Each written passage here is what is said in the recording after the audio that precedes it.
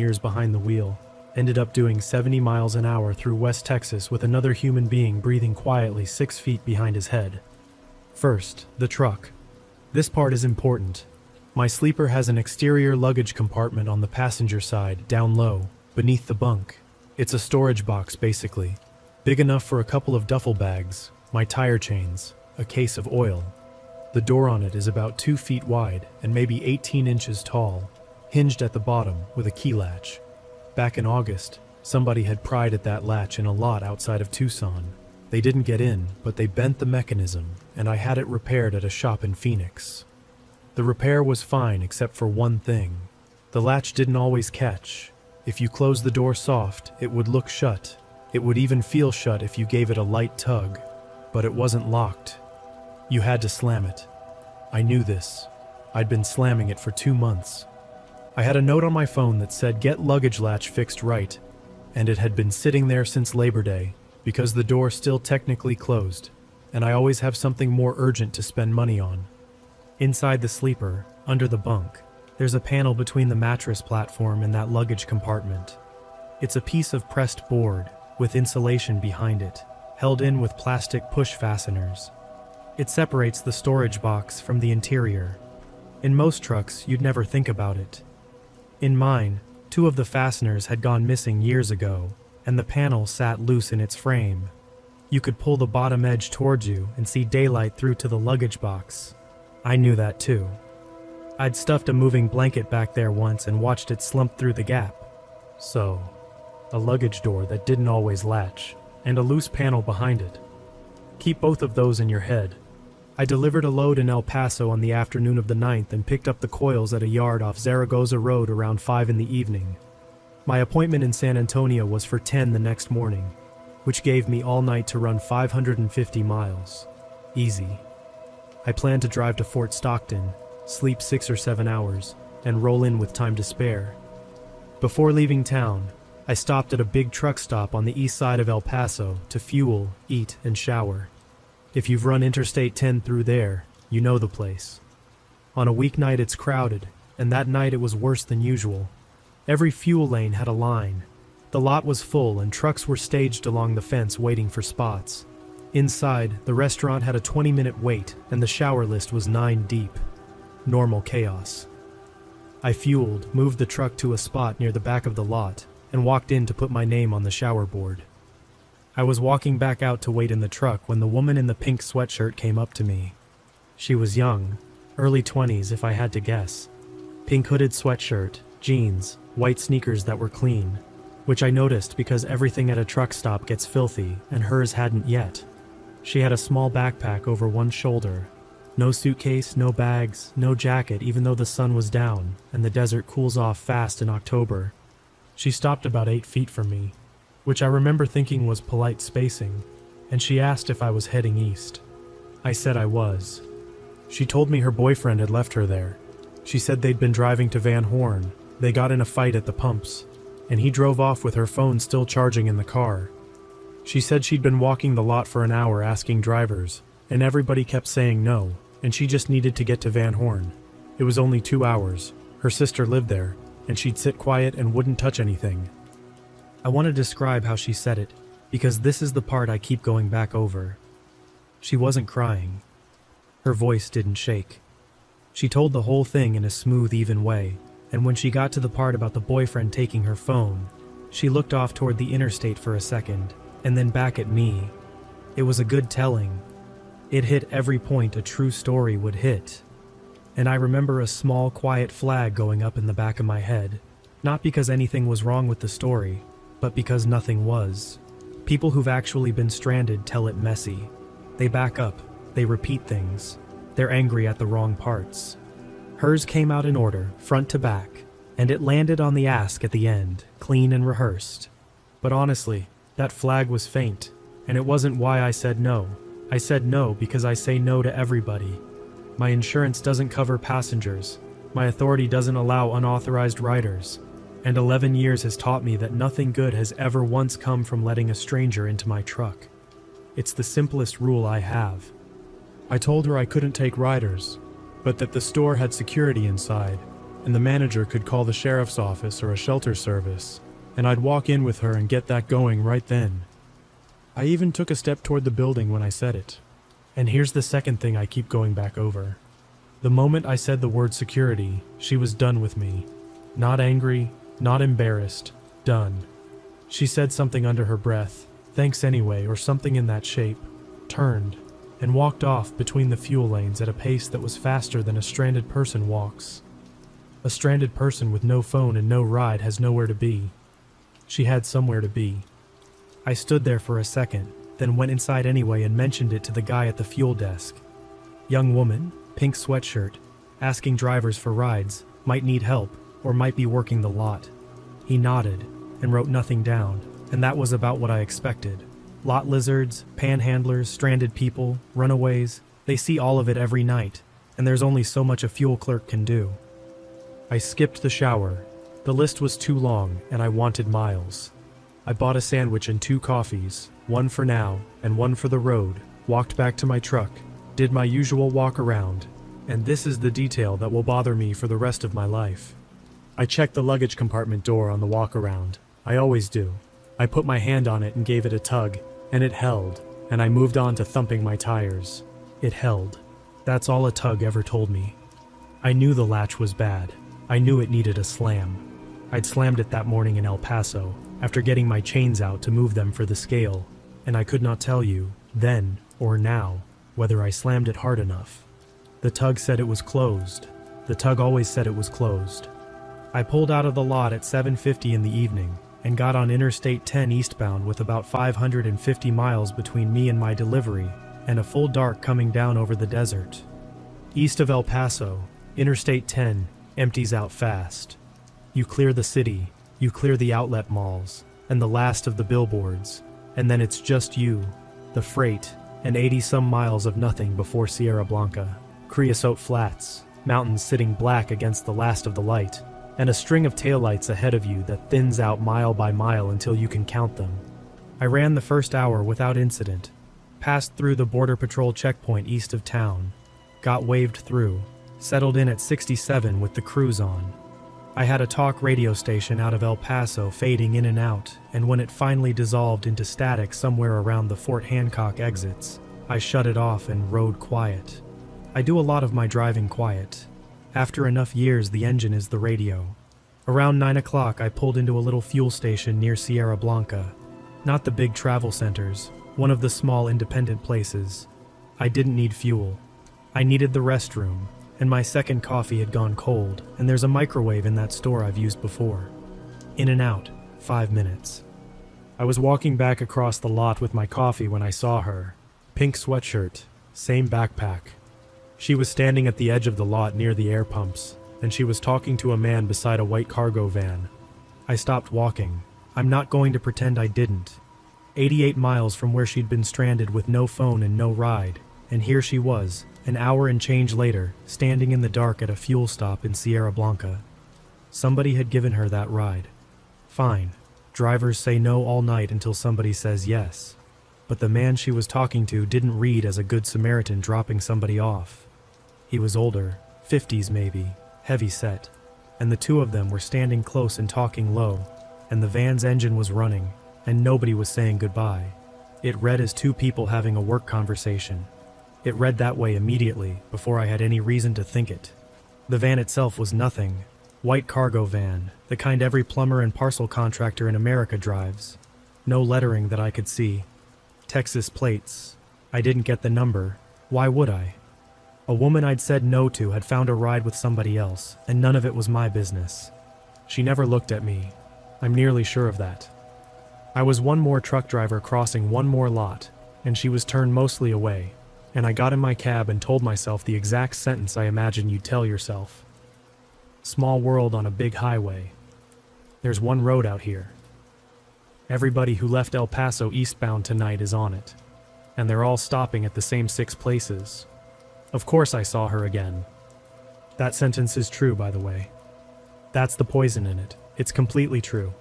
Interstate 10 funnels every soul in West Texas past the same handful of exits, and seeing the same car or the same person 2 or 3 times in a night is so common that drivers joke about it on the CB. The explanation was solid. I pulled out of Sierra Blanca, and I genuinely did not think about her again for 30 miles. I got to Van Horn a little after 10. Van Horn is the last real town for a long stretch, and every truck on Interstate 10 knows it, so the lots there stay busy deep into the night. The travel center I stopped at was slammed. Trucks doubled along the fence line, reefers droning, guys walking dogs in the fuel lights. I found a spot at the far edge of the lot, the dark end, backed against open desert, which at the time meant nothing to me except that it was the only hole left and I was only stopping for a few minutes anyway. Here is exactly what I did in Van Horn, as close as I've been able to reconstruct it, and believe me, I have reconstructed it. I've walked through these few minutes hundreds of times. I set the brakes at 10:09. I know that from my ELD. I shut the engine off, took my keys, locked the driver's door with the fob, and walked to the building. That's about 150 yards, because of where I was parked. I used the restroom. I stood in line behind two other drivers and bought a large coffee and a pack of peppermints, the soft kind, which matters later. I paid cash. I walked back out. My receipt says 10:19. Call the whole thing 10 or 11 minutes. Most of it spent more than a football field away from my truck with my back to it, and a lot loud enough that you couldn't have heard a luggage door open and close, or slam, or anything else. When I got back, I did what I always do. Fob, handle, up the steps, quick look around the cab. Everything was where I'd left it. Doors had been locked. I'd felt the handle resist before the fob. My load was sealed and untouched. My tablet was on the dash, my cash envelope was in the door pocket, my jacket was on the passenger seat. Nothing stolen, nothing moved. I want to stop on that for 1 second. Nothing stolen. That's the whole checklist, isn't it? That's the entire security review a driver runs in his head at a truck stop. Did anybody take anything? Nobody had taken anything. It did not occur to me, standing in that lot in Van Horn, to run the other checklist. Did anybody leave anything? Did anybody add anything to this truck? There's no reason for that question to exist in your head. Trucks get robbed, trucks don't get donated to. I started the engine, let my air build, and pulled out of Van Horn at 10:26 in the evening, eastbound, with 118 miles of Interstate 10 between me and Fort Stockton, where I planned to shut down for the night. Say those two numbers to yourself. 10:26, 118 miles. The first thing I noticed was the passenger seat, and I noticed it almost immediately, within a mile or two of the on-ramp, and I explained it away in under 5 seconds. My passenger seat rides all the way back on its track. All the way. I keep my lunch cooler on the floor in front of it, and the seat has to be full rear for the cooler to fit, and that seat has not moved off full rear in years. Coming up through the gears out of Van Horn, I glanced over for my coffee, and the seat was wrong. Forward. Not a lot. 3-4 inches. Enough that the cooler was pinched at an angle against the seat base instead of sitting square. And my brain, without being asked, instantly said, the shop.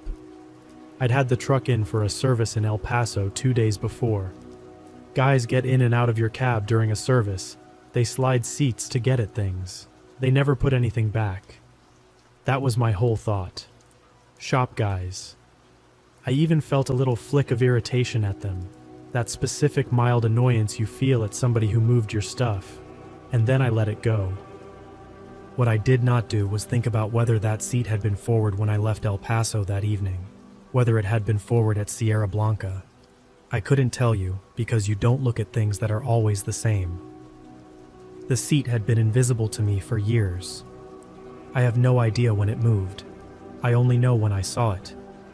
The second thing was the mint wrapper, and I found it maybe 20 miles out of Van Horn, in the dark, with my boot.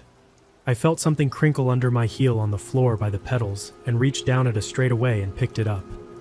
Cellophane wrapper, twisted at both ends. The kind that comes off a soft peppermint. Now, I had just bought a pack of soft peppermints in Van Horn. They were sitting unopened in my cup holder. Unopened. I turned that little wrapper over in my fingers at 70 miles an hour, and my brain served up the explanation smooth and instant, same as it had been doing all night. You buy those mints all the time. That's an old wrapper.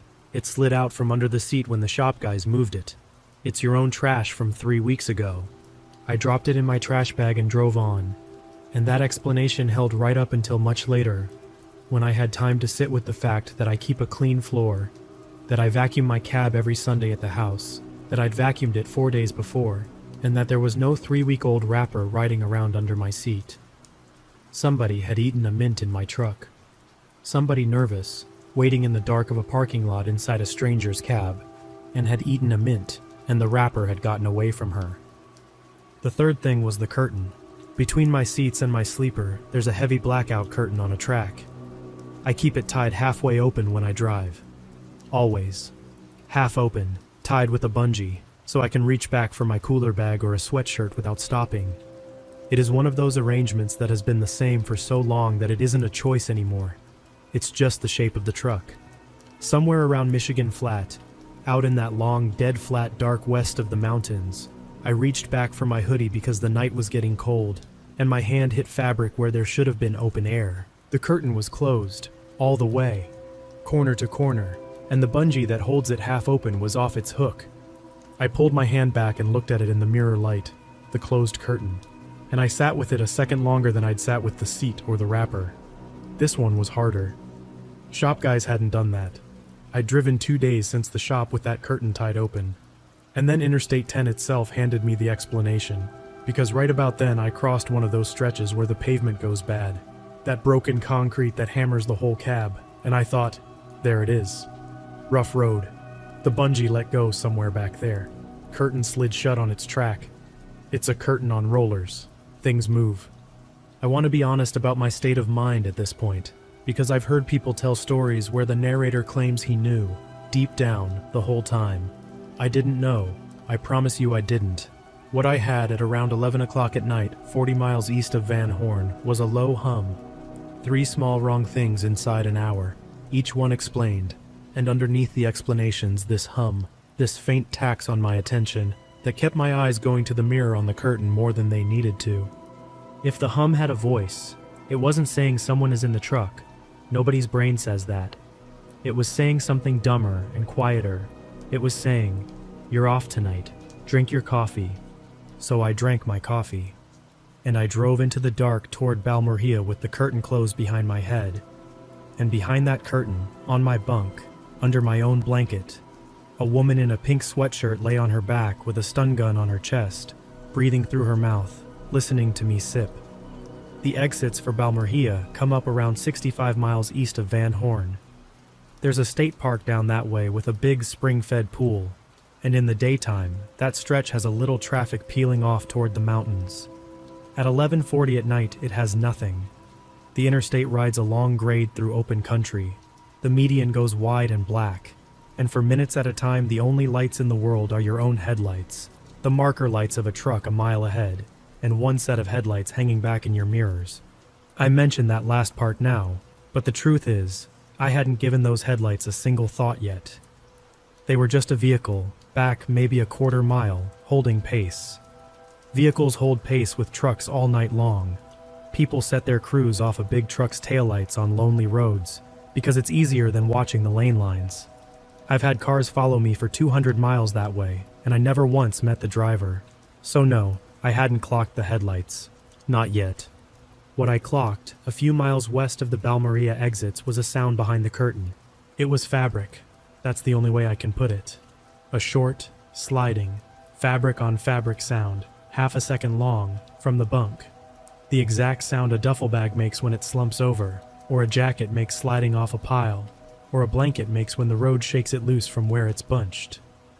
The exact sound. And also the exact sound a person's sleeve makes when they move an arm that's gone numb from holding still too long. I called out, reflex mostly.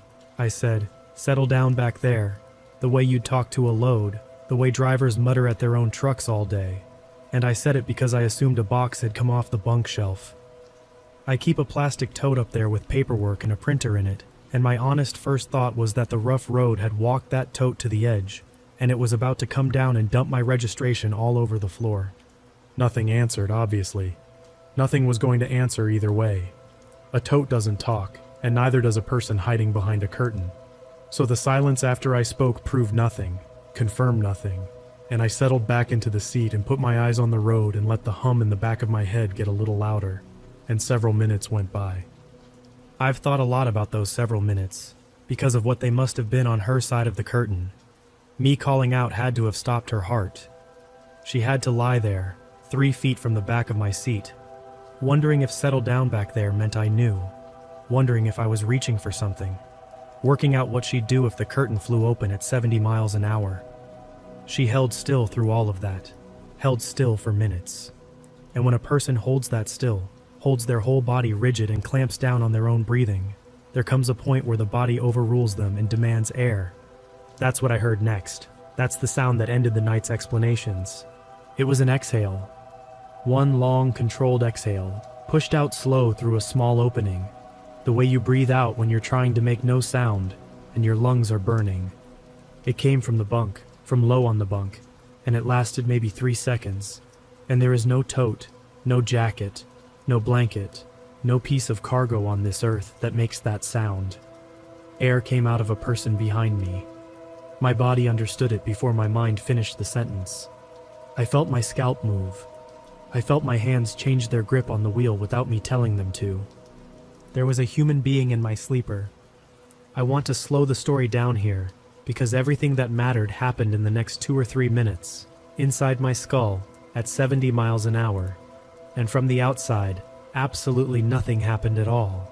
The truck never wavered in its lane. The cruise stayed set. If you'd been driving alongside me, you'd have seen a trucker sitting still, one hand on the wheel, staring down the road. That stillness was the hardest physical thing I have ever done. Because every instinct you have is wrong in that moment, and I knew it, and I had to talk myself out of each one in turn. Instinct 1, turn around and rip the curtain open. Confront it. And then what? I'm doing 70 with 44,000 pounds of coiled aluminum behind me on a dark 2-lane each-way interstate. The second I turn in that seat, I'm not driving this truck. If whoever is back there has a knife, a gun, a bar, anything, I've just put my face a foot from it and taken my hands off the wheel. If they have nothing at all and they panic and grab me, we're off the road. And an off the road at that speed with coils is not an accident. It's an ending. Coils don't forgive. The load alone made fighting in the cab unthinkable. Instinct 2, slam on the brakes, bail out, run. Same problem in a different order. An emergency stop from 70 takes the better part of a football field even done right. And done panicked. With somebody coming over the seat at you, it doesn't get done right. And say I manage it. Say I get stopped on the shoulder and get out. Now I'm standing on the darkest stretch of Interstate 10 in Texas, alone, at midnight, with my truck, my load, and whoever this is, and I've just shown them their game is up, and I don't know what they do when the game is up. And there was something else, some early cold piece of my brain already asking a question I couldn't fully form yet. What if outside the truck is worse? What if outside the truck is exactly the point? Instinct 3, and this was the one that pulled at me hardest. Grab your phone and call 911. My phone was right there, mounted on the dash, big and bright, 4 feet from my hand, and angled the way I keep it, so I can see it from the driver's seat, which means it can be seen from behind the driver's seat. The curtain hung 18 inches behind my shoulder. If there was a gap in that curtain, if she was watching, then the moment that screen lit up with a dial pad, she'd know I knew. My one advantage, the only card I held, was that she believed I didn't know. Everything in her behavior said she was waiting. She'd been aboard for over an hour and done nothing. She was waiting for something, some place, some moment. And as long as she thought I was ignorant, she'd keep waiting. The phone would spend that advantage all at once and get me nothing for it for at least 20 minutes. Because I knew where I was, and where I was nowhere. The nearest deputy could be 40 miles from that stretch of road at midnight. I'd be alone with her from the moment she knew until the moment help arrived. And I'd be alone with her at whatever speed and in whatever ditch that knowledge produced. My tire thumper, for what it's worth, was behind the passenger seat. Might as well have been in Ohio. So I did nothing. I drove. And while I drove, I made an inventory, same as a walk-around, except this one was of the situation. What did I actually know? Someone was in my sleeper, on or under my bunk, behind a closed curtain. They'd been there since Van Horn at the latest. which meant they'd passed up an hour of chances to rob me or hurt me while I sat there oblivious, which meant robbery now and hurt me now were not the plan. They were quiet, and they were staying quiet.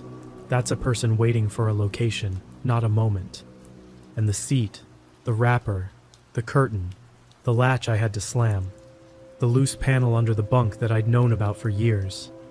All of it snapped together at once, unforced, into one picture.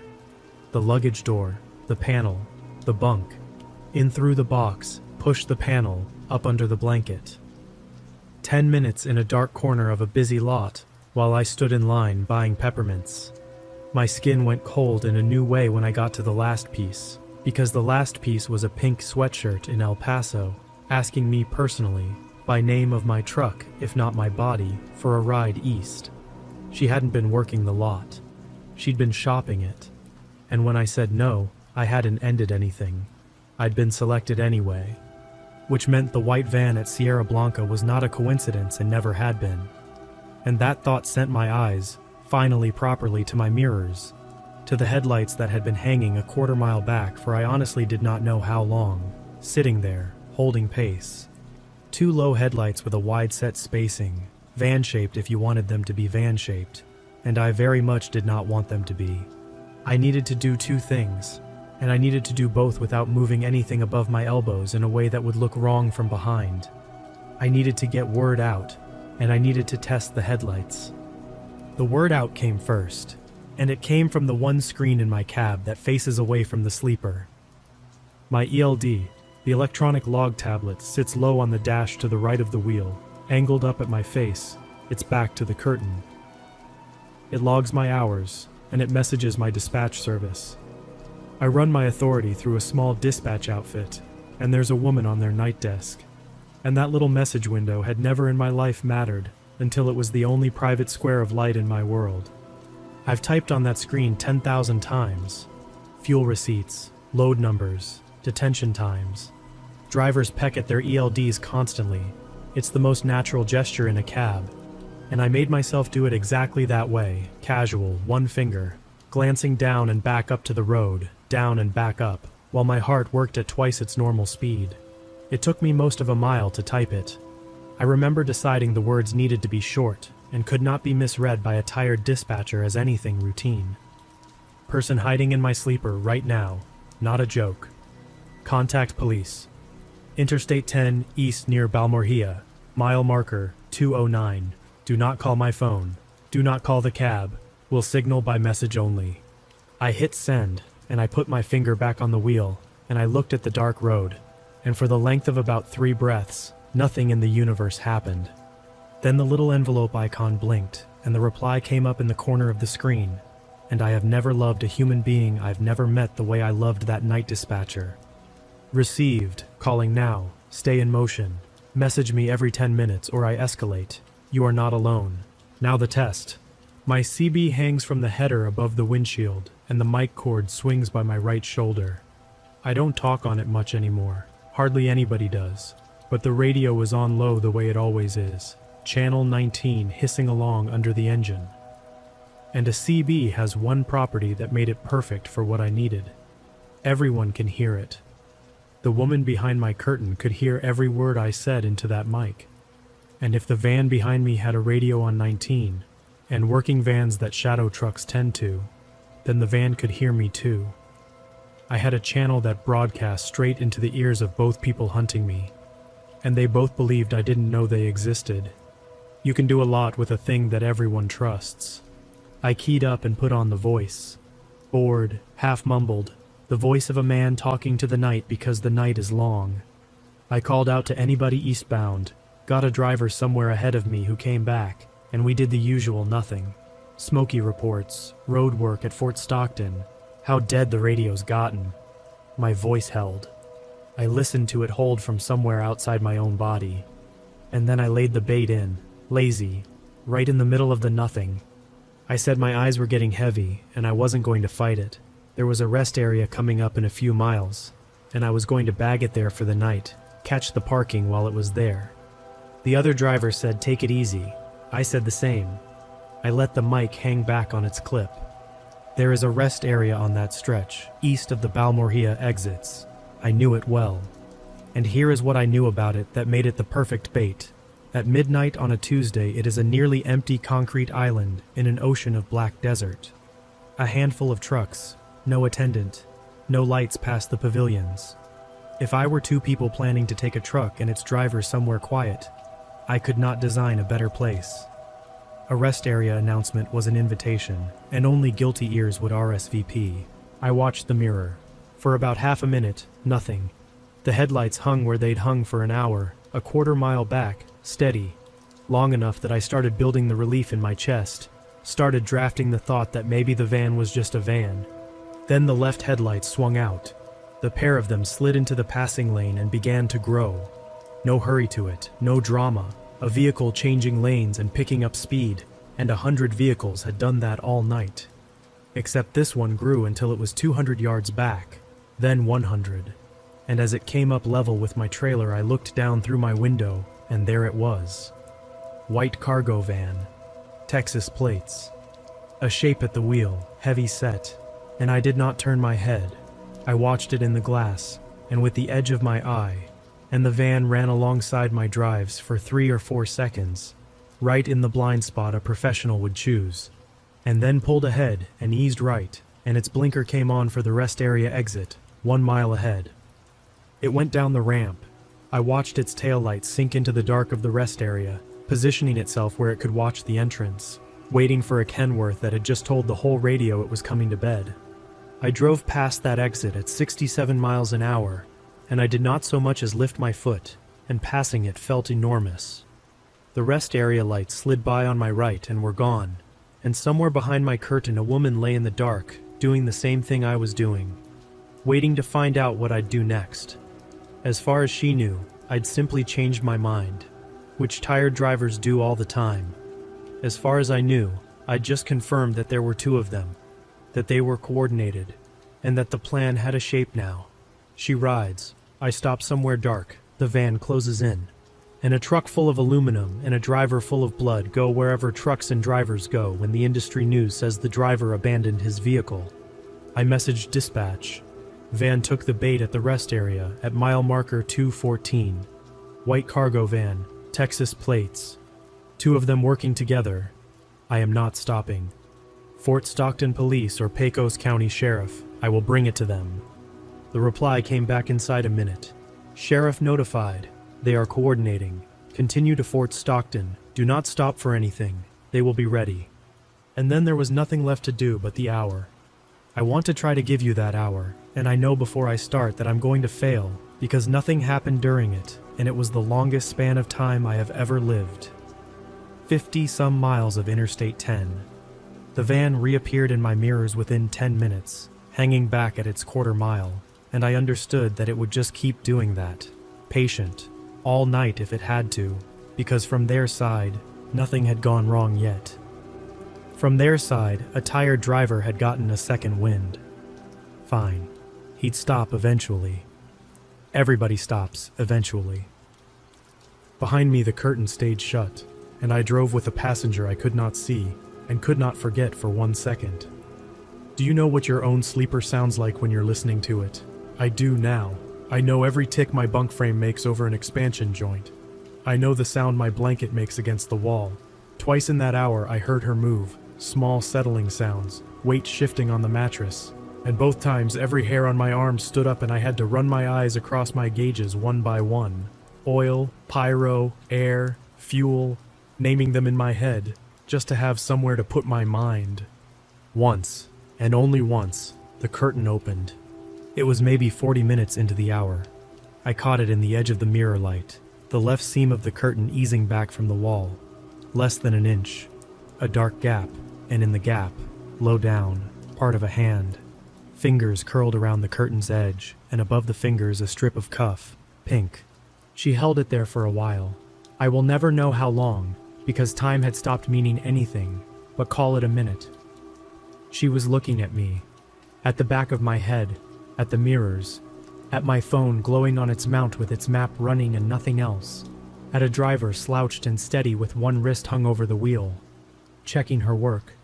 I gave her a man with no idea. I let my head nod a little with the road. I reached over slow and turned the CB volume one notch without a flicker in my face, and some while later, when I looked again, the seam was closed and the hand was gone. A few minutes after that, my spare phone lit up inside the sleeper. I keep an old phone back there on a shelf by the bunk, plugged in as a backup. I'd forgotten it existed. What I saw was its glow, a soft square of light soaking through the curtain fabric low on the left side, on for half a minute, off, then on again a few minutes later. She'd found it. And she wasn't calling anybody, no voice ever came, so she was typing to the van, updating them. He's still driving, he's talking on the radio, he doesn't know anything. And the glow through the curtain, the light of my own phone being used to manage my own hunting, made me angrier than anything else in the whole night. Some cold, clean strip of anger that I was honestly glad to have, because it burned off the last of the shake in my hands. I used the CB one more time in that hour. I keyed up to nobody in particular and grumbled about my pyrometer running hot. Said I might have an exhaust leak. Said out loud to the empty channel that I'd have to get it looked at in Fort Stockton in the morning, and I guessed I'd limp it in and park at the truck stop there. Half of that was for her, so the destination made sense. Half was for the van, same reason. A truck stop in Fort Stockton was a fine place for their plan. Busy enough to enter, dark enough at the edges. Let them both spend the last 50 miles believing the night still belonged to them. Dispatch messaged at every interval, and I answered at every interval. And somewhere in the last 20 miles the messages changed tone. Deputies staged. When you reach town, proceed to the sheriff's complex on Highway 285. Do not slow before, they know your truck. Lay on your horn when you arrive and get out and walk. Do not look back at the cab. The lights of Fort Stockton came up out of the desert a few minutes after 1:30 in the morning. That low orange smear that towns make on the night sky out there. And I let the cruise off and came down through the gears on the long approach. And that's when she spoke to me. It was the first human voice from behind that curtain in 118 miles, and it was calm and unhurried and pitched the way you'd talk to a friend in the front seat. She said, "You missed your exit." The truck stop exit was sliding past on my right. She'd been following the signs through the gap in the curtain, or on my spare phone's map. She knew the plan. I'd fed the radio, and I'd just driven past it, and she wanted to know why. And she decided the fastest way to find out was to stop being a stowaway and become a passenger. Easy as that, 3 feet behind my ear. I have been asked many times what I said back. I said nothing, not one word. I put my blinker on for the next exit, the business route into town, and took the ramp at a legal and reasonable speed. And in my mirrors, the white van came down the ramp after me with no quarter-mile left in it at all. Close now. Closing. Because a truck off its script had made them decide too, and everything everywhere was out of patience at the same time. The sheriff's complex sits off the highway on the south side, and I knew the building. I'd driven past it 100 times in 11 years and never once thought about it. And now it was the only place on the surface of the earth. She said something else behind me as I made the last turn. Sharper this time. My name off my own permit book maybe, or just hey, hey, hey. And I heard her weight come off the bunk, and I did not answer, and I did not turn around. I swung the truck into the complex lot wide and hard, right at the front of the building, right up over the painted lines, and I put my palm on the air horn, and I held it down. Held it. Set the parking brakes with the horn still roaring. Both valves, bang and bang, grabbed my keys, opened my door, and went down the steps in one motion, and I walked away from my own truck across that parking lot, on legs I couldn't feel, toward the glass doors, and the figures already coming out of them. And I did exactly what dispatch said. I did not look back. What I know from after, deputies came around both sides of that Kenworth within seconds. Weapons out, lights up, and they took her out of my sleeper without anyone getting hurt. She'd been headed over the seats when the horn went off, and the world filled with cops, and she'd gone back and down instead, under the bunk, into the space behind the loose panel, and that's where they found her, along with her backpack. In the backpack were plastic restraints, a roll of tape, a stun gun, and my spare phone, still logged into a message thread with one other number. The van never even made it to me. A second set of deputies had it stopped at a fuel station on the edge of town within minutes, and the heavy-set man from Sierra Blanca was in cuffs before I'd finished saying my own name to the officer taking my statement. Over the weeks after, investigators tied the two of them to a string of jobs across 3 states. Trucks that vanished with their loads. Drivers who, the reports all said, had apparently walked away from their rigs and their careers and their lives at remote stops, abandoned their vehicles, and never turned up. 4 of those drivers have never turned up. I got my truck back after 2 days of processing. First thing I did was drive it to a shop and pay full price, no complaints, to have the luggage latch replaced, and that panel behind the bunk screwed down with steel fasteners, and I stood there and watched them do it. I still run Interstate 10. I ran it last month, but there's a stretch now, between Van Horn and Fort Stockton, where the radio stays off, and my eyes do a circuit they never used to do. Mirrors. Curtain. Mirrors. And I let myself remember it because I think I owe it that. 118 miles of desert. A man drinking his coffee, mumbling on his radio, nodding along with the road, keeping his voice flat and his hands still while his heart tried to break out of him. She had been 6 feet behind me for 118 miles.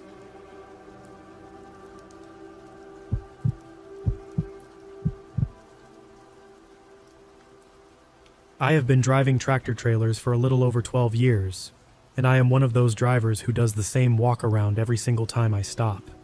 I do not care if I have been parked for 10 hours or 10 minutes. Before I move the truck, I get out and look at it. I check the steer tires. I look beneath the engine for fresh leaks. I make sure nobody has pulled my 5th wheel release. I look at the airlines, the drive tires, the trailer tandems, the doors, and the seal. If it is dark, I do it with a flashlight. If it is raining, I do it in the rain. Other drivers have given me a hard time over it. I have been told I act like a driving school instructor. I have had guys laugh at me for checking a truck that had not moved since the night before. I never took it personally. Most of the drivers saying that had probably done the same thing when they were new. After enough years on the road, though, people start cutting corners. I understand why. You get tired. It is cold outside. Your appointment is already tight, and the truck beside you is parked so close that you can barely squeeze between the mirrors. Sometimes you just want to release the brakes and get moving. I am not going to pretend I never cut corners anywhere else. I have eaten things from truck stop hot cases that should probably have required a medical waiver. I have driven longer than I wanted because the next safe place to park was farther away than I expected. I have postponed showers, slept in dirty clothes, and convinced myself that a strange engine noise could wait until morning. The walk around is the one thing I have always done. The reason goes back to something an instructor told me when I was getting my commercial license. He said a tractor trailer was too large for the driver to know what was around it without getting out and looking. That sounds obvious, but it stuck with me. From the driver's seat, you can see a lot. You have mirrors covering both sides. You sit high enough to look over most traffic. You have lights, cameras, alarms, and sensors. But there are places around a truck that are completely invisible from the cab. I found that out in Amarillo. This happened several winters ago. I was working for a medium-sized refrigerated carrier based in Arkansas, although I was pulling a dry van that week because the company had more dry freight than refrigerated loads. I had picked up mixed grocery freight from a warehouse on the west side of Albuquerque. It was going to a distribution center in Oklahoma City. The trailer was loaded fairly heavy, a little under 40,000 pounds, and the appointment was late the following morning. It should have been an easy run. I left Albuquerque in the afternoon, went east through the mountains, and crossed into Texas after dark. A cold front had moved through earlier that day. The roads were dry, but the temperature was dropping quickly, and the wind was strong enough to push at the side of the trailer. Anyone who has driven through the Texas Panhandle knows what that wind can be like. There is not much out there to slow it down. It comes across the open ground and catches the trailer like a sail. By the time I reached Amarillo, I had been correcting against it for hours. I was not falling asleep, but I was worn out in that way drivers understand. My shoulders hurt from holding the wheel. My eyes felt dry. I was hungry, and I had begun paying more attention to the clock on my electronic log than I was comfortable with. I had enough driving time left to continue beyond the city, but not enough to guarantee that I would find legal parking farther east. Every experienced driver has made that calculation. You can take the safe space you see now, or you can gamble on another one 50 miles down the road. I decided not to gamble. The first major truck stop I checked was full. Drivers were already parked along the entrance ramp and around the edges of the fuel island. The second place was not much better. I made one slow loop through the lot and saw 3 trucks waiting for one driver who appeared to be getting ready to leave. I kept going. On the east side of Amarillo, not far from the airport, I pulled into an older independent truck plaza on the frontage road beside Interstate 40. I am not going to name the place. What happened was not the truck stop's fault, and as far as I know, it has changed ownership since then anyway. The main lot was paved and fairly well lit. The overflow area behind it was another story. It was a broad section of cracked asphalt and packed dirt running behind the service building. A low-budget motel sat beyond a chain-link fence on one side. On the other side was an open field with dead winter grass and scattered trash caught along the fence. The overflow area had several light poles, but only about half of them worked. There were already close to 20 trucks back there. Some were lined up correctly. Others had made their own spaces wherever they could fit. A few bobtail tractors were parked along the motel fence, and there were several passenger vehicles mixed in with them. I found a pull-through space near the back. That mattered later. Instead of backing toward the fence, I was able to pull through between 2 rows and stop with my tractor facing east. When I left in the morning, I would only need to release the brakes and drive forward. There was a flatbed on my driver's side and an empty space on my passenger side. Beyond that space was a narrow lane leading toward the motel parking lot. I set the brakes, shut down the engine, and sat there for a minute listening to the wind push against the cab. It was a little after 1 in the morning. My company required a post-trip inspection at the end of the shift. Some drivers completed it from the seat and checked every box without looking at anything. I got out. The temperature was somewhere in the upper 20s, but the wind made it feel much colder. It cut through my sweatshirt before I had taken 3 steps. I walked around the front of the tractor and checked the passenger side steer tire. I looked beneath the engine with my flashlight. I checked the drive tires, the air lines, the 5th wheel, and the trailer. There was nobody beneath the truck. I want to make that clear. There was nothing beside the drive tires. There was nothing lying between the tractor and the trailer. I shined my flashlight directly through that area while looking at the airlines. I checked the trailer seal, entered the number into the company application, and took the required photograph. When I came back along the driver's side, a man was standing near my cab. I had not heard him approach because of the wind and the idling trucks around us. He looked to be in his mid-30s, although it was hard to tell in the poor lighting. He was thin and wore jeans, work boots, and a tan canvas jacket over a gray sweatshirt. He had no hat despite the cold. His hair was very short, and there was a dark mark near one side of his mouth. At first I thought it was a shadow. When he stepped closer to the light, I realized his lip was split. He asked if I was heading east. I said I was. He wanted to know how far. That is a question drivers hear all the time. Sometimes it is another driver asking about road conditions. Sometimes it is someone looking for a ride.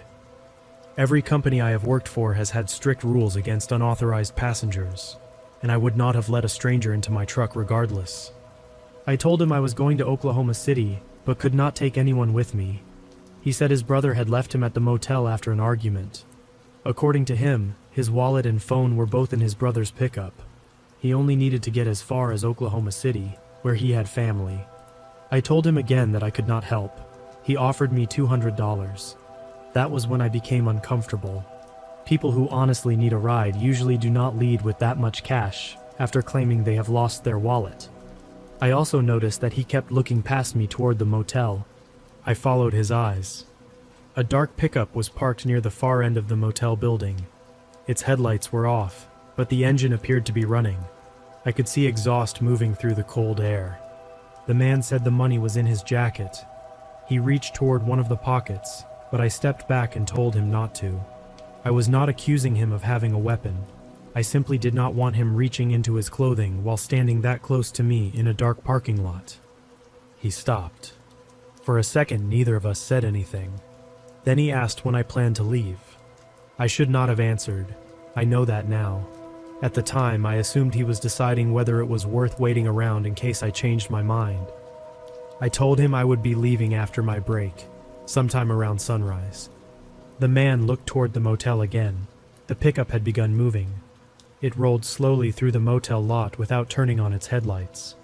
When it reached the opening in the fence, it turned into the truck overflow area. The man immediately walked away from me. He did not run. He just lowered his head and moved between two parked trailers toward the service building. The pickup continued in the same direction. It was an older, dark-colored crew cab truck. I could not see the license plate from where I stood. There appeared to be two people inside, but the windows were tinted. It passed behind my trailer and followed the lane the man had taken. I waited beside my tractor for another minute, expecting to hear an argument or see someone chasing him. Nothing happened. The pickup disappeared between the parked trucks. I considered going inside and telling the clerk, but I did not know what I would have reported. A man had asked me for a ride. A pickup had driven through a parking lot. That was it. I climbed into my cab, locked both doors, and pulled the curtains closed. The whole interaction had bothered me, but not enough to make me leave. That is another question people have asked since then. Why did I stay? The answer is that strange encounters happen at truck stops. Drivers see people arguing, asking for money, selling things, looking for rides, and wandering around at all hours. If I abandoned every parking space because someone made me uncomfortable, I would never complete a break. I also had very little time left on my driving clock. Moving to another truck stop could have put me in violation, and there was no guarantee another space would be available. So I stayed. I went into the service building to use the restroom and buy food. The place was old but clean enough. There was one clerk behind the counter and a maintenance employee mopping near the coffee station. I looked for the man in the tan jacket. He was not inside. I bought a microwaved sandwich, a bottle of water, and a cup of coffee I did not need. On my way back to the truck, I noticed the dark pickup parked beside the motel again. This time the engine was off. I could not see anyone inside. Back in the cab, I ate while checking messages from dispatch. My delivery appointment had not changed. The weather east of Amarillo looked clear. I sent my wife a message saying I had stopped for the night and would call after the delivery. Then I set my alarm and moved into the sleeper. I run an auxiliary power unit at night rather than idling the main engine. It cycles on and off depending on the temperature and battery level.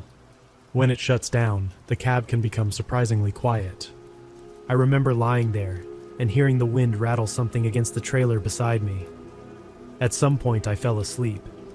I do not know exactly when I woke up the first time. The clock on the sleeper wall said a little after 3, but I cannot say whether I had been awake for a few seconds or several minutes before looking at it. Something had bumped the truck. It was not a hard impact. The cab rocked once on its suspension, followed by a faint scraping sound beneath the sleeper. I stayed still and listened. Nothing followed. My first thought was that the flatbed driver beside me had opened a storage box and struck my tractor. My second thought was that someone was trying to steal fuel. Fuel theft was not as common there as it was in some places, but it happened. The caps on that truck did not lock, and a person with a hose and a few containers could take quite a bit before a sleeping driver noticed. I got out of the bunk and looked through a narrow gap in the curtain. The driver's side mirror showed the flatbed beside me. Its lights were off. There was no movement around it. I checked the passenger side. The empty parking space was still empty. Beyond it, the motel lot was mostly dark. I could see the pickup, though. It was parked near the end of the motel building with its front pointed toward the truck lot. I watched for a while. Nobody moved around it. I thought about getting dressed and checking outside, but the temperature had dropped and the cab was still moving slightly in the wind. I decided the wind had shifted something beneath the trailer or pushed a piece of debris against the truck. I returned to the bunk. Several minutes later, the auxiliary power unit shut down. That was when I heard voices. They were low and close, somewhere behind the cab. I could not make out most of what was being said because of the wind and the insulation in the sleeper. Then one voice became clear. It said, "Get his arm in." There are certain sentences your brain tries to correct after you hear them. I told myself the man had said something about an alarm. Maybe the flatbed driver was helping another driver repair something. Maybe there were mechanics working between the trucks. I listened again. I heard a dragging sound, followed by a soft metallic knock beneath the floor. The truck moved on its suspension. I sat up and reached for my phone. There was no reason for anyone to be beneath my tractor at 3 in the morning. I considered calling 911, but I still did not know what was happening. I did not want to tell an emergency dispatcher that I had heard a noise under my truck and imagined a sentence through the wall. Instead, I turned on the exterior work lights. Those lights illuminated the back of the tractor and the area around the fifth wheel. From inside the cab, I watched the mirrors. For 1 second, I saw a shadow move across the passenger side light. Then it was gone. A vehicle door closed somewhere near the motel. The dark pickup's parking lights came on. It pulled away from the motel, crossed the overflow lot, and exited toward the frontage road. I never saw who got into it. The lot became quiet again. I waited with the lights on for close to 15 minutes. No one approached the truck. No one appeared in the mirrors. Eventually, I convinced myself that whoever had been outside was gone. I did not go back to sleep properly after that. I lay in the bunk with my phone beside me and listened to every noise. The wind pushed at the trailer. Air tanks discharged. Refrigeration units started and stopped. Drivers pulled out of spaces, their headlights moving through the curtains. Each sound seemed connected to the one beneath my cab. By around 5, the truck lot had begun waking up. Engines started in different rows. Drivers walked toward the service building carrying shower bags and coffee cups. The ordinary activity made me feel foolish. Whatever I had heard during the night seemed less threatening once other people were outside. My alarm went off shortly before 5:30. I got dressed, moved into the driver's seat, and checked the electronic log. I had completed my break. If I left within the next half hour, I would reach the receiver with enough time to fuel and still arrive early. I started the engine and let the air pressure build. This detail is important. I started the engine, but I did not release either brake. The yellow and red knobs remained pulled out. The tractor and trailer were still locked in place. While the engine warmed, I entered my route into the navigation system and completed the first part of the company's electronic inspection form. I remember being annoyed about having to get out. The cab was warm. Outside, the temperature was below freezing. The wind had not eased.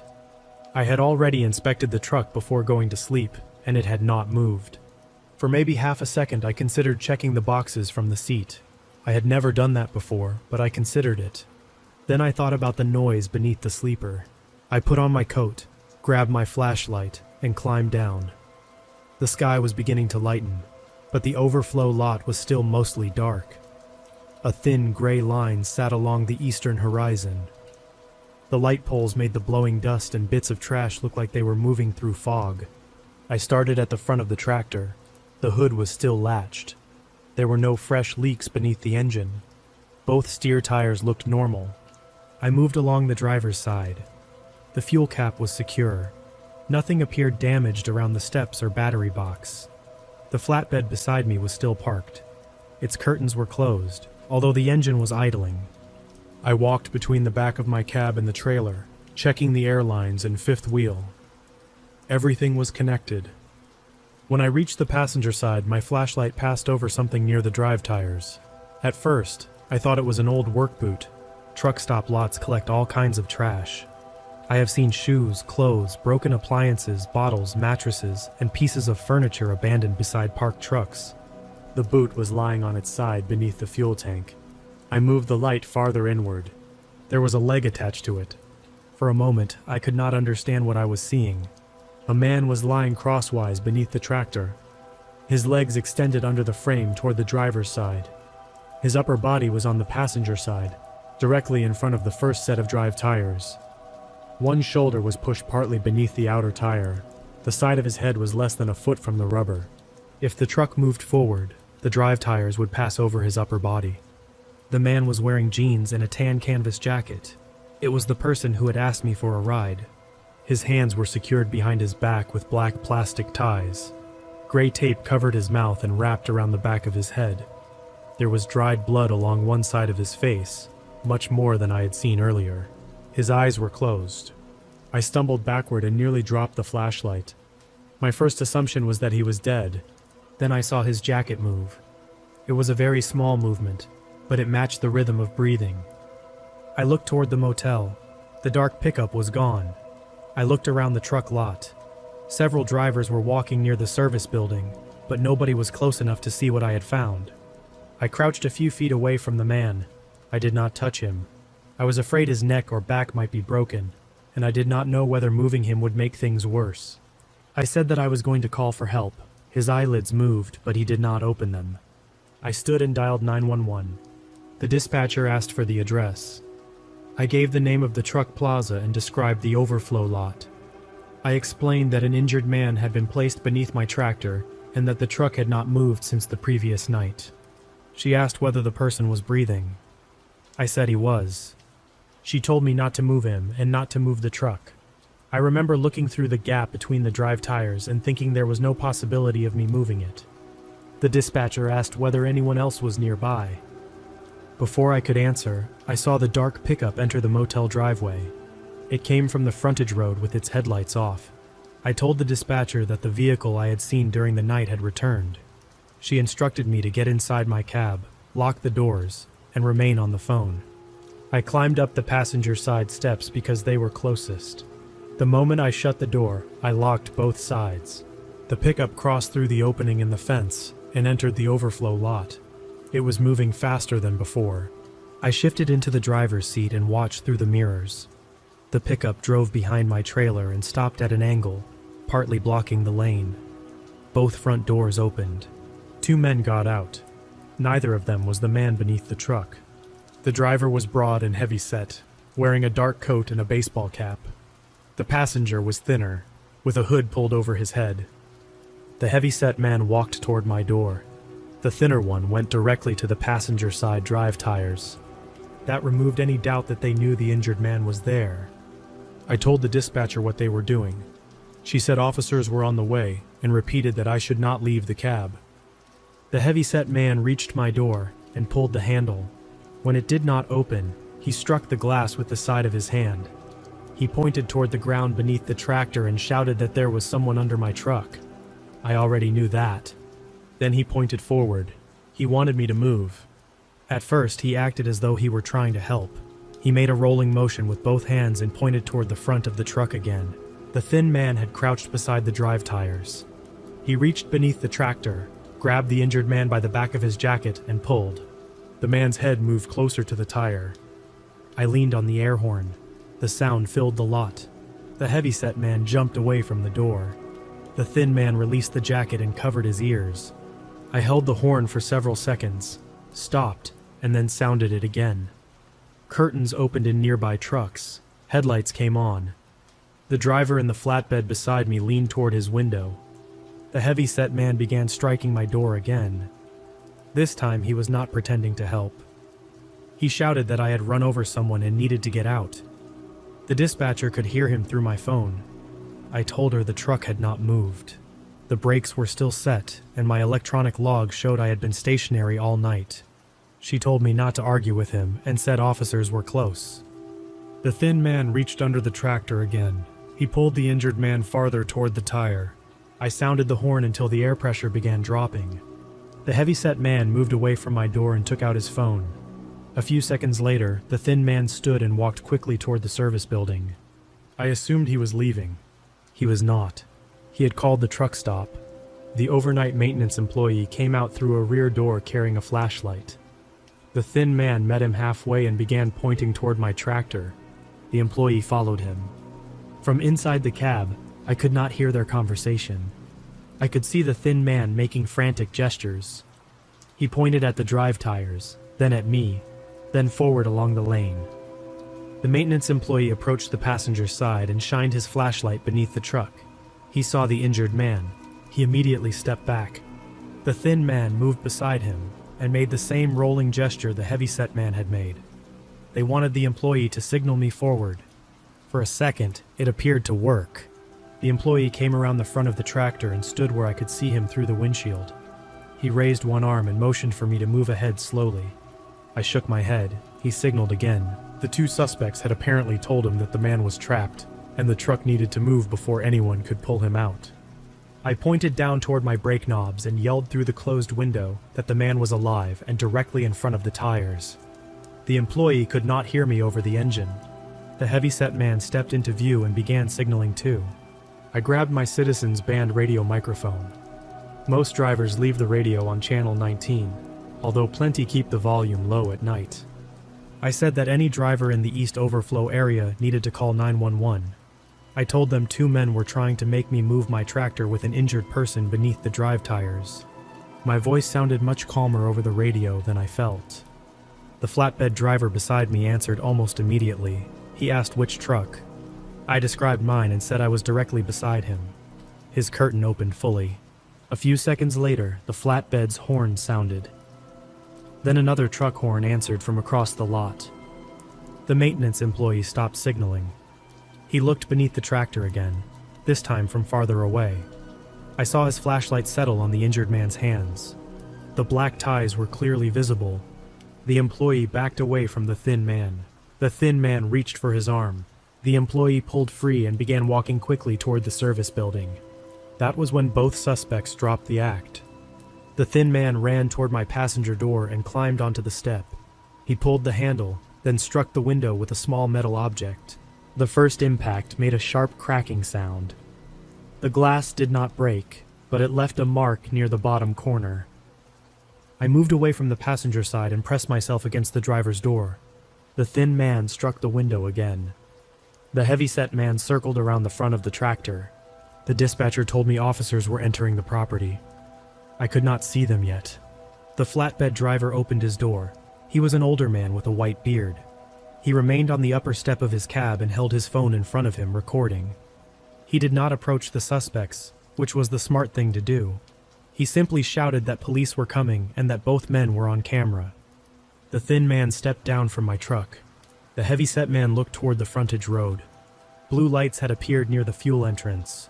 Both suspects ran for the pickup. The heavyset man reached the driver's side first. The thin man climbed into the passenger seat while the truck was already beginning to move. They reversed down the lane behind my trailer. A tanker had pulled forward from one of the rows and stopped across part of the exit. I do not know whether the driver had heard my radio call or simply saw the commotion, but his trailer blocked the most direct path to the frontage road. The pickup swerved around him and cut between 2 parked tractors. One of its mirrors struck the side of a trailer and broke away. The pickup continued toward the motel. A marked patrol vehicle entered through the opening in the fence at the same time. The pickup driver tried to turn around the patrol vehicle. He climbed a curb, crossed a strip of dead grass, and hit the motel's chain-link fence. The fence bent but did not collapse. The pickup became wedged between the fence and a concrete drainage barrier. Both doors opened. The thin man ran behind the motel. The heavy-set driver made it only a few steps before an officer stopped him beside the fence. 2 more patrol vehicles entered the lot. One continued around the motel after the passenger. I stayed inside the cab. Even after I saw the heavy-set man on the ground with his hands behind his back, I did not unlock the doors. The dispatcher told me to remain where I was until an officer came to me. That took less than a minute. It felt much longer. An officer approached from the front with one hand raised where I could see it. I lowered the window a few inches and confirmed that I had called. He asked whether the brakes were set.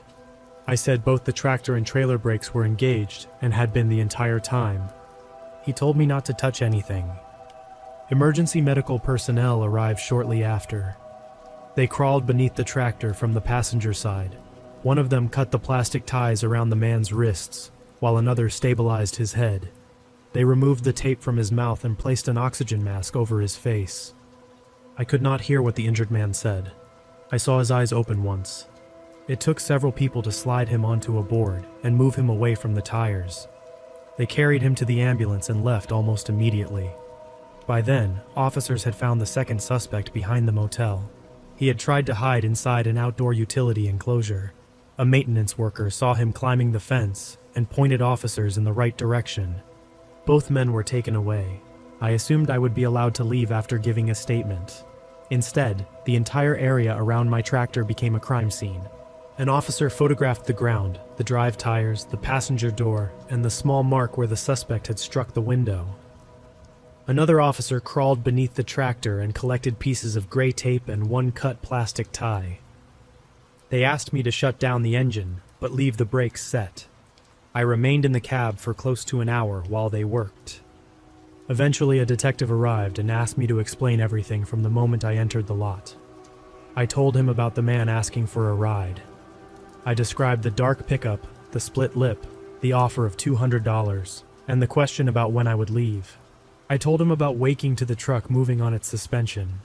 I repeated the sentence I had heard beneath the sleeper, "Get his arm in." The detective wrote it down. He asked whether I had performed an inspection after parking. I said I had. That turned out to be important. My company's application recorded the exact time I completed the post-trip inspection. It also stored the photograph I had taken of the trailer seal.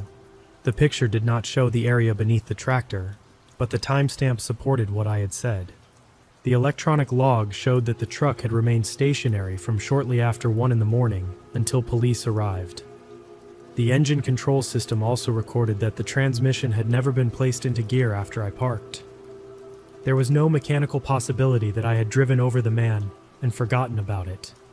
The detective asked whether my truck had exterior cameras. It had a forward-facing camera mounted near the windshield, but no cameras aimed at the sides or rear. The forward camera showed me entering the overflow lot and pulling into the space. It also showed that nobody had been lying in front of the tractor when I arrived. It did not show what happened behind the cab during the night. The truck plaza had security cameras covering the fuel island, store entrances, and main parking area. The overflow lot was only partly visible. The motel had several cameras. Most of those worked. Police reviewed the recordings while I waited. A little before 8 in the morning, the detective returned and asked me to watch part of the video. It was recorded from a camera mounted above the motel office. The image was grainy and had no sound, but it showed the opening in the fence and much of the truck overflow area. At a little after 3 in the morning, the dark pickup left a parking space beside the motel. It stopped behind my trailer with its lights off. The 2 suspects got out. They opened the rear door and pulled the man in the tan jacket from the back seat. His hands were already tied. They dragged him across the asphalt using his jacket and the back of his belt. He appeared unconscious. His boots struck the ground as they moved him between the trailers. That was the scraping sound I had heard. The video did not clearly show them placing him beneath my tractor because another trailer blocked the camera's view. It showed both men disappear beside my truck. Several minutes later, my exterior work lights came on. The suspects immediately returned to the pickup and left. The bump that woke me had almost certainly been the injured man's body striking the fuel tank or one of the suspension components. The detective said turning on the lights might have saved the man's life. The suspects had not finished positioning him when they left. One of his arms was still extended outward. That was apparently what they had been discussing when I heard them. Had I remained asleep, they might have pushed him farther beneath the truck. Had I gotten out, I might have encountered both of them in the dark. I asked why they had returned at sunrise. The detective did not know yet. He said they may have been watching from somewhere nearby. They could have expected me to leave earlier. When I started the engine but did not move, they might have assumed something had gone wrong. The pickup had also left the motel property for more than an hour. Police believed the suspects had used that time to dispose of the injured man's belongings. They found his phone later that morning in a drainage ditch beside the frontage road. The truck remained in place until close to noon. My company sent another driver to take the trailer and complete the delivery. A mobile mechanic disconnected the tractor from it after officers finished photographing the fifth wheel area. I was taken to the police station to give a formal statement. By that point, I had been awake most of the night. I remember sitting beneath fluorescent lights with a paper cup of coffee, repeating the same details until I was no longer sure which parts I had already said. The detective was patient. He explained that repetition was useful. People sometimes remembered small details during the second or third account. The only additional detail I remembered was the dark mark near the injured man's mouth when he approached me. I had assumed it was a split lip. It probably was. The suspects had already struck him before he asked for the ride. Late that afternoon, the detective told me the man had survived. He had a fractured jaw, several broken ribs, a concussion, and injuries to both wrists from the plastic ties. He was also suffering from exposure after lying beneath the truck in freezing temperatures. He had not been run over. The outer drive tire had been touching the shoulder of his jacket, but the weight of the tractor was not on him. The tire had settled close enough to leave a curved black mark on the fabric. I was released that evening. My company put me in a motel on the other side of Amarillo while they arranged for the tractor to be returned. I did not sleep much. I kept thinking about the moment before I climbed out for the inspection. The air pressure had been full. The engine was running. All I needed to do was push in 2 brake knobs and place the transmission into gear. My tractor had enough torque to move 40,000 pounds of freight from a complete stop. It would not have noticed a human body. A few weeks later, the detective called me with more information. The injured man had known both suspects. The 3 of them had come to Amarillo together from another part of Texas. They were involved in a planned theft connected to a drug transaction at the motel. The details changed depending on which person was speaking, but the basic story was that a large amount of cash had gone missing from one of the rooms. The man in the tan jacket had taken it. He had tried to leave before the other 2 realized what he had done. That was why he approached me. He was not stranded because his brother had abandoned him. He was attempting to escape the motel before the others found him. The $200 he offered was real. Police found more cash sewn into the lining of his jacket after he reached the hospital. When he walked away from my truck, the pickup followed him. The motel cameras showed him entering a rear stairwell. The suspects caught him on the 2nd floor and forced him into a room.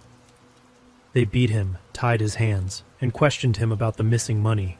At some point, he told them about the eastbound truck. He said I was going to Oklahoma City after sunrise. The suspects knew which tractor he meant because they had seen him speaking to me. According to the detective, the idea of putting him beneath the truck came from the heavyset man. They did not have some intelligent plan to make the death look completely accidental. The bindings alone would have made that impossible. Their thinking was much simpler. They wanted someone else to perform the physical act. They believed I would wake up in the dark, start the truck, and drive forward without looking underneath it. By the time anyone discovered what had happened, my tractor would be on Interstate 40. Even if investigators eventually determined that the man had been placed there deliberately, the suspects expected the immediate confusion to give them time to leave Amarillo. They also knew that a loaded tractor could destroy physical evidence. The detective said one of them had described it as letting the truck finish it. I never learned which one said that. The injured man admitted his role in the events at the motel and faced charges of his own after recovering. He was not an innocent person. He had stolen money, participated in the original scheme, and lied to me about why he needed a ride. None of that meant he deserved to be crushed beneath a truck. Both suspects eventually accepted plea agreements on charges connected to the kidnapping and attempted killing. The heavyset man received the longer sentence because investigators believed the plan had been his. The second man also received decades in prison. I was asked to provide a written statement, but did not have to testify. The video, the emergency call, the physical evidence beneath the truck, and the injured man's account were enough. My company replaced the damaged passenger window and returned the tractor to me several days later. Before I drove it away, I performed a full inspection. When I reached the passenger side drive tires, there was still a faint black mark on the outer tire where the man's jacket had touched it. The mark was only a few inches above the pavement. That was how close he had been. If I had pushed in the brakes before getting out of the cab, the police report would have said that I killed him.